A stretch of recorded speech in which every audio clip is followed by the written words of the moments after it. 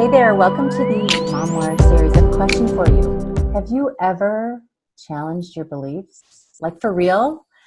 I have someone here I'm talking to today, Julie Margot. Welcome so much. She is an amazing mother, an amazing woman. Her rivers run really deep. She has the great ability to really get to the heart of the matter, which is why we're talking about beliefs today. And she works with people and has many, many effective tools that I just love. So Julie, welcome. Thanks for joining. Thank you so much for having me, Lynn. I'm really excited to be here. And yes, it's one of my favorite topics. Yeah. Because really? I mean, how many times do we just tie ourselves up in a belief that we never even looked at? Yeah. Yeah. So true. And then we just kind of run with it, and that's our operating system. That's what it is. And then we're like, why am I miserable in this area? Wait, what? How come this isn't working for me? Or do we even go to how come it isn't working for me? Do we just go, why am I so wrong? Oh, What's wrong with me that I can't fill in the blank? yes. Yeah. Great question. That's the question of the day. You know, have you ever challenged your beliefs and why? And maybe that's an indicator. Maybe that's if you're making yourself wrong. There's another great question. Why am I making myself so wrong? Mm-hmm. Mm-hmm. And do we notice when we're making ourselves wrong, or is it part of the undercurrent operating system? Of course I'm wrong about this. Of course I'm wrong about that, because it's kind of insidious. And we look at the socialization perhaps that we receive as women and certainly as moms. And, you know, of course, mommy guilt, that's just a thing. Does it have to be? Yeah. Since when and why? I kind of have this thought rolling around my head as I've examined my beliefs. Like, I think I'm actually going to write a blog about it. Is mommy guilt is a myth, and here's why. But maybe that's a whole nother story. But anyway, so yeah, it's really true. It's interesting the places we go and potentially get stuck there. Yeah, absolutely. Yeah, absolutely. But you have grown kids, right? I do. My children are 29 and 35. That's hard. That's not possible. How's that possible? I will receive that gratefully. Thank you. I love it. I love it. So tell me the story of that process and having, now adult kids too. Yeah. So, oh golly, where do you want me to start? Yeah, 35 years, right? Yeah. Yeah, you know what, maybe interestingly, like just what we're talking about, like how your journey was with maybe what you believed when they were little and how that morphed and then they became adults. And, maybe for moms in the thick of the little stuff, like that will happen someday. They'll drive, Right. or the moms who are going, my kids are all leaving the nest this year. Okay, now what? So I think your story is good to kind of flow there with that. Okay. Yeah. Beautiful. I think one of the things that I noticed early on about my mothering style expectations, I always expected them to grow up. It was always kind of part of my plan that they would grow up and be functioning beings on the planet. Yeah, they're gonna anyway. Right. And I can remember being in conversations with other moms about, they're growing up so fast. It's so sad. And, like wanting to hold things and keep things from changing.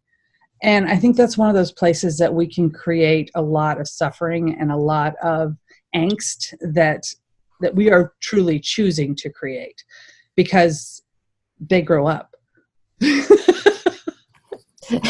I know it's a hard truth, but let's just breathe that in again. They grow up.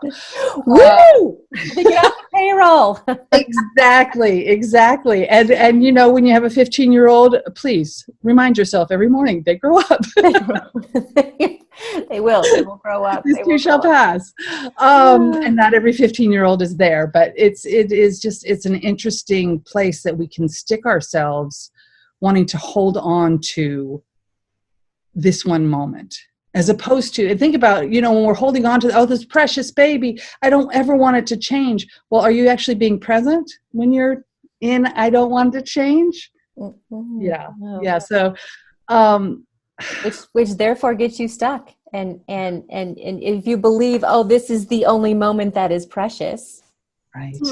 Does it cut off possibility? Does that belief cut off possibility into all the precious moments that are waiting for you? Right. And there's so many. Yeah. And truly we find what we're looking for every single time. And yeah, when I'm focusing on, I don't want this to end, I'm not present with it. So it already has ended and I missed it. Oh, yeah. Ouch. Ouch. Ouch. So yeah, what are the possibilities of just noticing things like that and choosing beyond them? Mm-hmm. Oh, I see that belief. Okay, cool.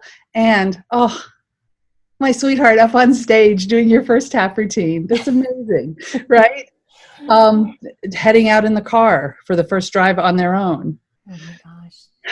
That literally happened to me this week. Literally happened to me this week. My daughter, we got her license and she needed to run to school. I'm like, okay, I can run. And then when do I need to pick you up? And she's like, Mom, I can drop you off at home. And I'm like, but then when do I? Oh, because I had been so long like, this day is coming, this day is coming. And then it came and it was like, yeah, cool. And then it was like, oh, but that means you can drive away by yourself. Okay. Be safe. Bye. Bye. Yeah. And not that I was stuck in believing that it wasn't going to be okay or whatever. It was just like, I had like forgotten. I don't know. I just kind of forgot, like, yes, this is the day she will drive away. Mm-hmm. Yeah. New normal. New normal. Exactly. Yeah.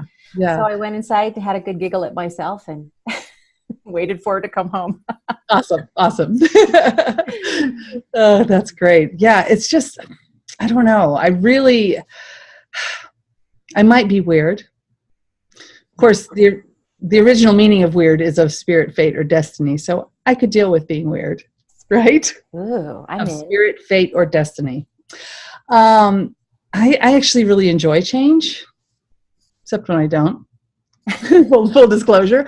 But I'm trying to change on that. Overall, I really do enjoy change. And my focus as a parent was to be as present as I could, still is, but during the kids at home phase, be as present as I could and really focus on the moment and the tools, right? Giving my kids good tools, giving them the opportunity to use their tools to choose what's right for them instead of having to be in control of every single moment. Because I know that didn't work for me growing up. Not that I was rebellious or anything. Oh, goodness, no. I don't know what you're speaking of. But yeah, well, and to that point, when I found myself with child, one of my mantras, one of my reminders during my pregnancy with my first one was remember what 15 feels like. Because 15 was it's just such a tumultuous time. There's so much change happening with our bodies, with our hormones, with school, with boys or girls, depending on your focus. And it just feels, for me, it felt like nobody gets me. Nobody understands. My friends might, so I'm going to go to them. Mm-hmm. So that was kind of my reminder for myself while I was pregnant. Remember what 15 feels like. Yeah. Remember. And so I think that's why a lot of moms need each other too, is because it's like sometimes remember what this feels like, and sometimes it's like I don't know. I'm walking through this deal, and I get the message. I want to be present. I want to be whatever. But there's just certain days where you're like, and now I want to run away from home and leave that trace, and no one can find me ever. So yeah. I need to grab a wad of cash, no credit card, and go. Bye. But yes, and that would be one of the beliefs too that I would encourage, and that's something I learned, and it sounds like something you're saying, is that group, that support, like you went to your friends, like moms can go to other moms and help each other to go like, this is a moment, we can be present to this will pass, or we can let this pass, we can let this flow. Yeah, exactly. I can stop hanging on to this. And I think one of the ways that helped me, which surprised me, was in that moment of my child being 15, when she wanted her friends and not me. It allowed me to give her that space and still, of course, be there, but to give her that space to really explore who she needed to be, who she saw as support. Mm-hmm. Oh, that's such a good point, because we have these beliefs and it's along the lines of she wants to go be with her friends, but what are they doing? Are they safe? What are they doing? Drugs? Are they having sex? Are they, and it's like, Right. Are they making good choices? are they making good choices? Are they going to die in a car wreck because someone is drinking? And it's like we can wad Am I ourselves going to up. show up as a bad mom because they made a bad choice? Is the microphone going to be in my face? How did you let your daughter go out that night with those friends? Right? And Yeah. so that belief that all of that is happening. Man, talk about creating some cortisol. I mean, Oh, crazy chain. Yeah, I'll take 2 tickets. right. So like, what do you think is a good tool to help us stop and take a look at that, to go, wait a minute, just to notice, wow, I am revving up. What can I do instead? Any kind of thoughts there? Yeah, I like to have reminders. Like for me, my okay, a little bit of a rabbit hole. I felt chased by time for a long time. Like, not enough time, got to get everything done, got to fit everything in. And I realized I was getting really, really stressed out about time. And when I've noticed that, because it's just normal, everybody's stressed about time. Of course. When I noticed that, I made a choice, and that choice was to use time as a reminder. So when I think about time, what time is it? I look at my clock. That's an invitation for me to check in. Take a breath. It's time. What time is it? Time to take a breath. Time to notice, what am I feeling, and what am I thinking that's leading to that feeling, and what else is possible. Man, I love that, because really, honestly, I do that, and who doesn't? 80,000 times a day. What time is it? Is it time to go? Is it time to pick them up? Is it time to make dinner? Is it time to clean up? Is it time to get ready for bed? Right. That's a really great reminder. I've tried to do the pause, breathe, release, receive. But if I did it every time I wondered what time it was, that's a great nudge. That's a great tool, because that's just so many times during the day. Yeah, that's the one that works for me. And what works for you? Some people use a color.